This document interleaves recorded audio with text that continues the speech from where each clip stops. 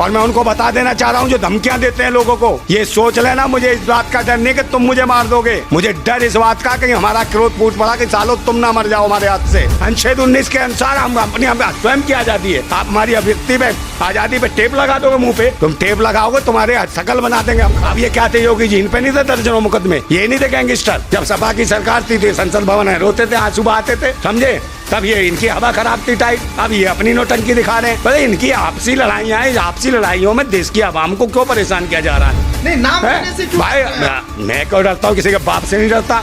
अमित शाह के बारे में पता नहीं क्या किसी को, क्या थे वो तड़ी पार थे कि नहीं, तुम्हें नहीं पता क्या? आज गृह मंत्री हैं, कोई कब्रिस्तान की बात करता है, कोई शमशान की बात करता है, ये वो लोग हैं, मगर इंसान की बात करने वाला कोई नहीं है। देश के इंसान की बात कौन करेगा? ये पाखंडी नहीं कर सकते, ये ढोंगी नहीं कर सकते, समझे, जो लाशों पर राजनीति करना चाहते हैं। डर और दहशत फैला रखा है, ये डर दहशत फैला रखा है कि भाई उस माफिया को डरा दिया तो आम पब्लिक तो कांप रही है, समझ रहे। आजकल माफियाओं को अपना अपना रहनुमा समझ रखा है लोगों ने, यही वजह है कि राजनीति इतनी खतरनाक कर दी गई है।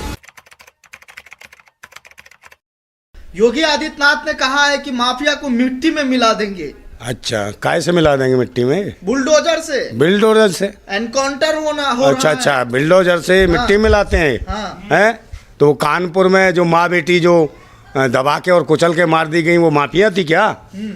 है वो माफिया थी क्या? तो ये खुद माफिया है। पहले अपने आप को देखें, कब खुद कब पिसेंगे, खुद कब मिट्टी मिलेंगे।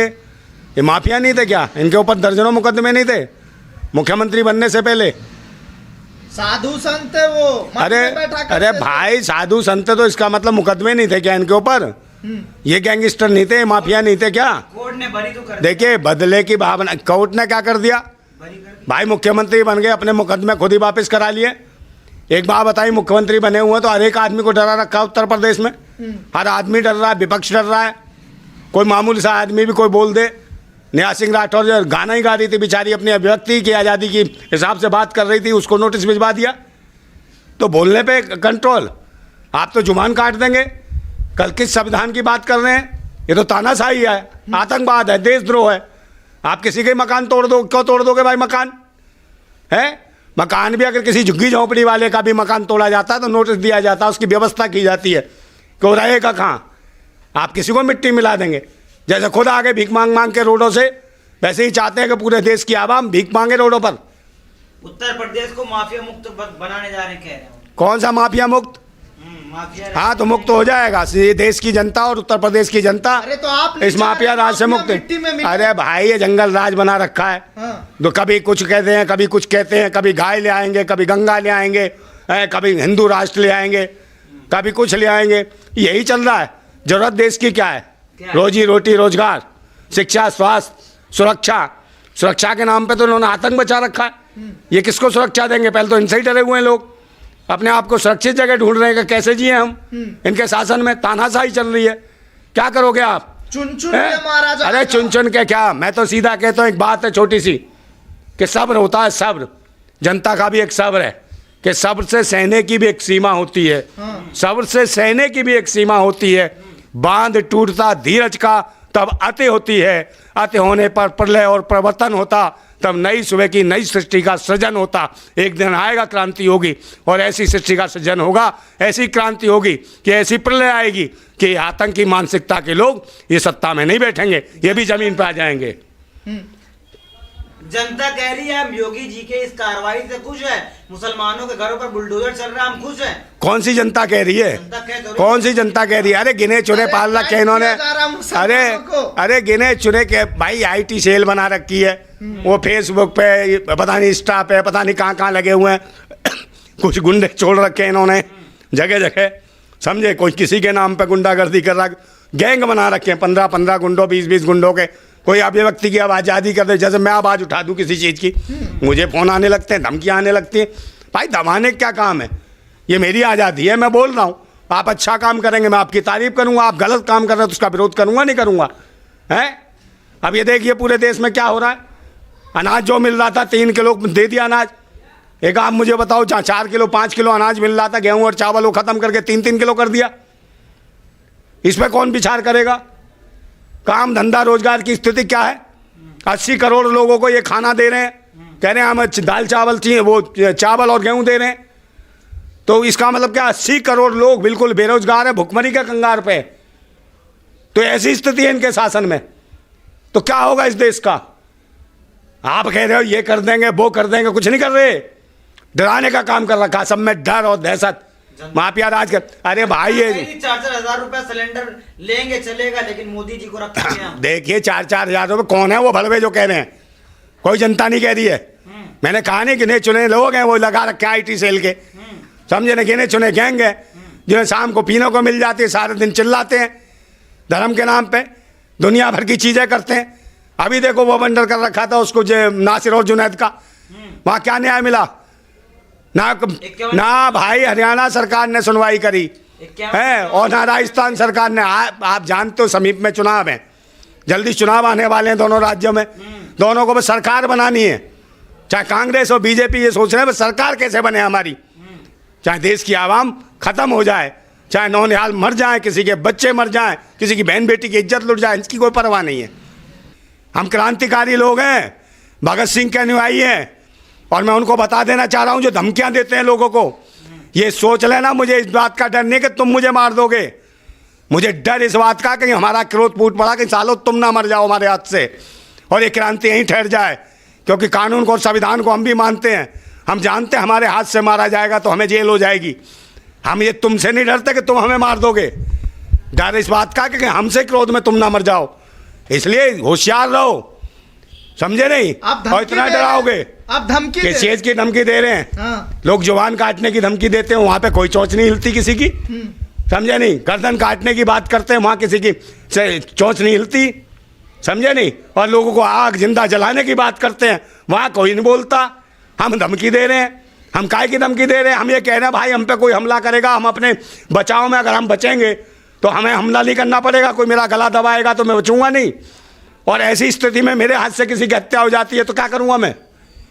कौन तो अपने बचाव में, अपने डिफेंस में आदमी कुछ भी कर सकता है। धमकी दे रहा हैं? अरे घूम रहे हैं साले पाखंडी, कभी किसी पार्टी के आए, कभी किसी सरकार के आए, नौटंकी। भाई उनके हिसाब से बोलेंगे क्या हम? ये हमारी आज़ादी, अपने फ्रीडम है, अनुच्छेद 19 के अनुसार हम अपनी स्वयं की आज़ादी है। आप हमारी अभिव्यक्ति पे, आज़ादी पे टेप लगा दोगे मुंह पे, तुम टेप लगाओगे तुम्हारे शकल बना देंगे, हम खराब कर देंगे। जैसे मुसलमान को टाइट किया जा रहा है वैसे टाइट कर देंगे आप। अरे मुसलमान को काय को टाइट करेंगे? हाँ। मुसलमान तो इनका खुद जीजा भाई, समझे? कैसे? दुनिया भर के नाम करा रहे हैं भाई, वो घर वापसी करा रहे हैं, धर्म परिवर्तन करा रहे हैं। घर वापसी करा है ना, कह तो चुका हूँ, अमित शाह जी की घर वापसी कराओ, वो जैन धर्म से है, कराओ घर वापसी। मुख्तार अब्बास नकवी की कराओ, वो इनका जीजा है। शहनवाज हुसैन की घर वापसी कराओ, वो उनका जीजा है। दुनिया भर के नाम बदलते फिरेंगे, पहले इनकी घर वापसी कराओ, इनके नाम बदलो। हंगामा कर रखा है दुनिया भर का। यहाँ रोजी रोटी रोजगार की कोई बात नहीं है, काम धंधा किसी को करने नहीं दे रहे। लघु कुटीर छोटे जो उद्योग थे, जो घरेलू उद्योग थे, जो लोग घरों में काम कर रहे थे, वो सब बर्बाद कर दिए। पॉल्यूशन के नाम पे, सीलिंग के नाम पे उन्हें बर्बाद कर दिया जा रहा है। माफिया को मारा जा रहा है। किसका हो रहा है यार? इनकी अपनी गैंगस्टरबाजी है। हाँ। पार्टी बंदी है इनकी। हाँ। कि फलानी पार्टी का था माफिया, ये उस पार्टी का माफिया था। देखिए आप किसी को हिंदू मुसलमान से जोड़ कर मत देखिए, समझे? यही एक थाली में सब खाते पीते थे ये माफिया। आज माफिया राज चल रहा है, राजनीति चल रही है किसी का।